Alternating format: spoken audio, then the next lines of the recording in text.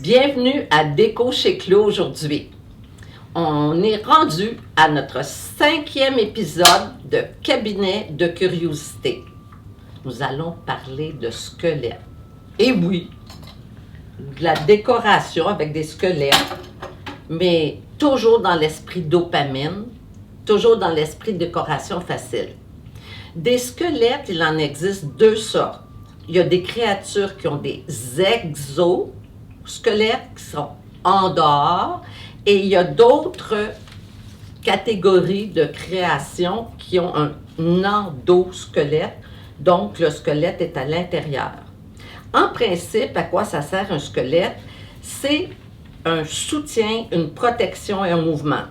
Qu'à penser que si on n'avait pas de squelette, qu'est-ce qu'on deviendrait? C'est absolument majeur. L'exosquelette, c'est en réalité les mollusques. Alors, Lucie va pivoter pour vous montrer que les exosquelettes, ce sont des coquillages. Maintenant, Lucie vous montre des exosquelettes, soit des coquilles, des coquillages.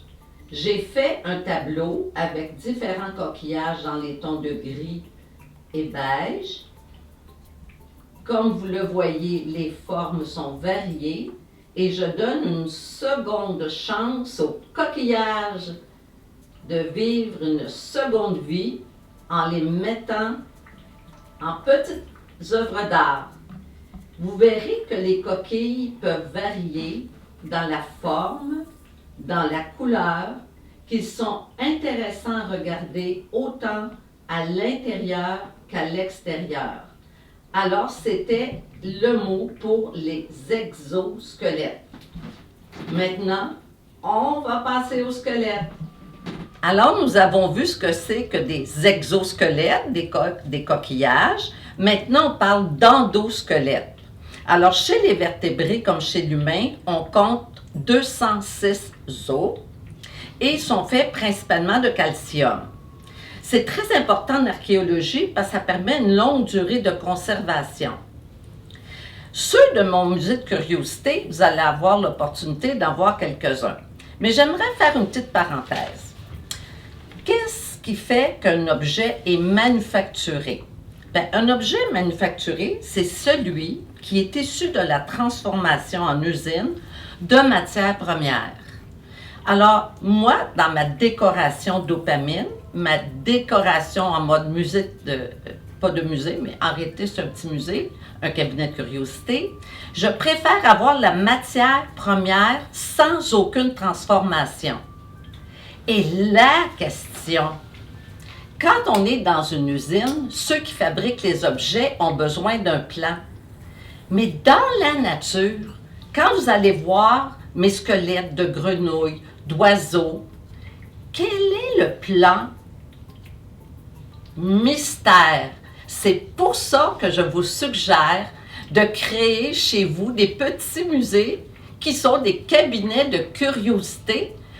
Prenons le temps de les magasiner et d'acheter la matière première. Vous allez voir, c'est très impressionnant.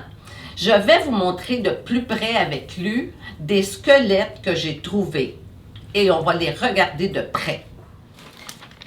Alors, voici, je vous présente mon premier petit squelette. Il s'agit d'un oiseau.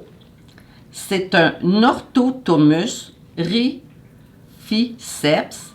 C'est un petit oiseau d'Indonésie. C'est de la véritable dentelle. Regardez les petites côtes. Regardez les pattes, les fines pattes. Une petite ossature vraiment extraordinaire. Et tous les oiseaux sont faits et constitués de la même façon. On cherche le plan. La petite tête, le bec pointu. Et quand je l'ai acheté, on m'a assuré qu'il était mort d'une mort naturelle, ce qui fait qu'on ne se sent pas coupable d'avoir des petits squelettes chez soi pour le plaisir de la connaissance. Maintenant, une devinette, c'est un squelette de... Regardez attentivement les pattes. C'est un squelette de grenouille. Et encore là, c'est un squelette complet. Imaginez pouvoir trouver une grenouille et pouvoir nous mettre dans un cadre, un squelette, pour apprécier chaque petite partie. Regardez-moi ces petites pattes recourbées de la vraie dentelle.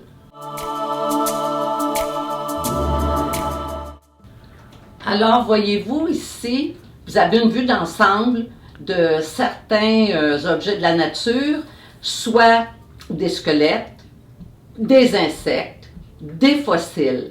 J'essaie autant que possible de les mettre un par rapport à l'autre dans un espace assez restreint pour faire un peu plus cabinet de curiosité. Nous sommes toujours dans les squelettes.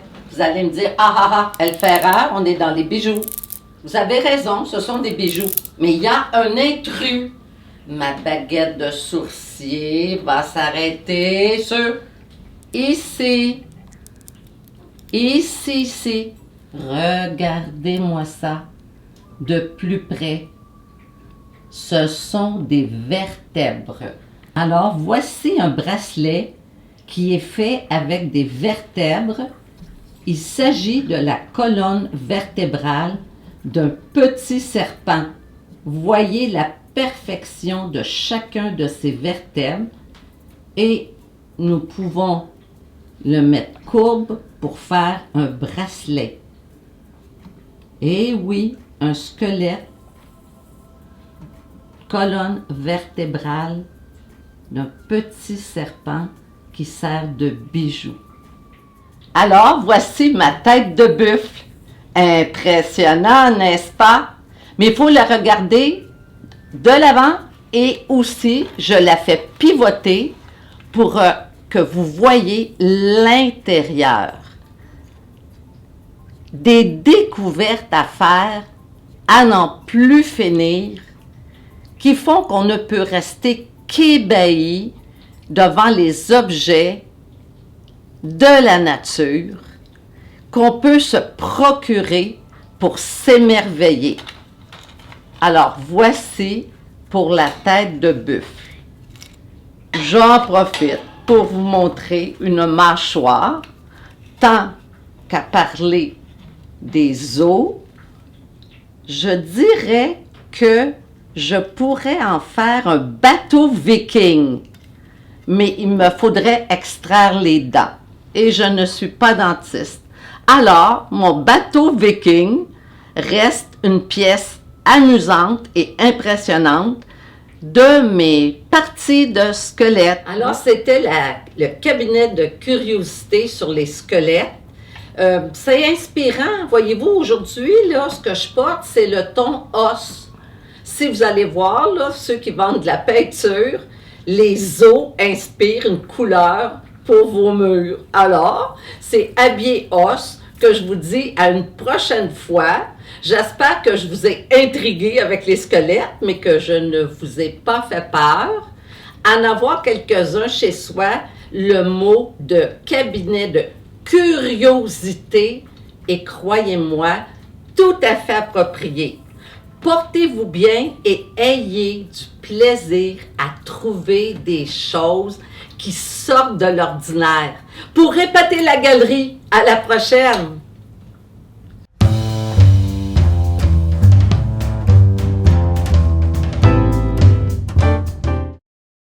Where she's